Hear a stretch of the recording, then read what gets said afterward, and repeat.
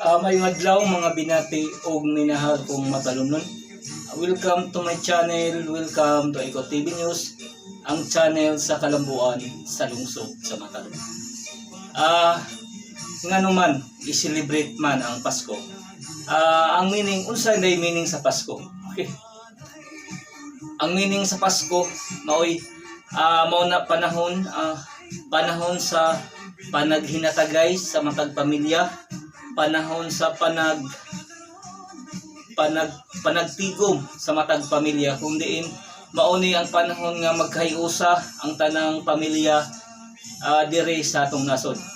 Nya pareho sa Matalom, siguro panahon na ni sa panaghiusa, bisag unsa nga kolor, bisag unsa nga team, dapat ang atong hunahunaon ang kayuhan sa tanan o kalambuan sa lungsod sa Matalom karong Pasko. Okay?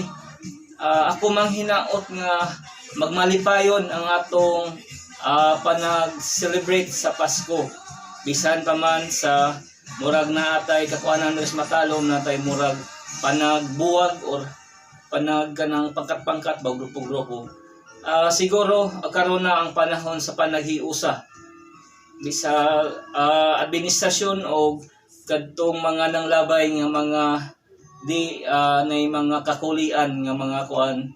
Siguro panahon na sa panaghiusa sa usa ka kausa, bisag unsa nga kolor, bisag unsa nga grupo, ang atong hunahunaon ang kalambuan o kaayuhan sa kadaghanan dire sa lungsod sa Matalom. Okay? Mao ni panahon siguro sa pagtinabangay sa matag usa ka nato dire sa lungsod sa Matalom. Pasko, panaghiusa, pagtinabangay sa usa ka tumong para sa kalambuan o kaayuhan sa katawhan sa lungsod sa Matalom. Okay? Once again, maayong Pasko o mabungahong bagong tuig kaninyong Matalomnon 2022. Iko pipi, andam mutabang sa lungsod o moserbisyo sa katawhan sa lungsod sa Matalom. Ako magaingon nga ang panaghugpong sa taga Matalom mao'y susi sa kalambuan sa atong lungsod. Once again, maayong Pasko o mabungahong tuig kaninyong Matalomnon 2022.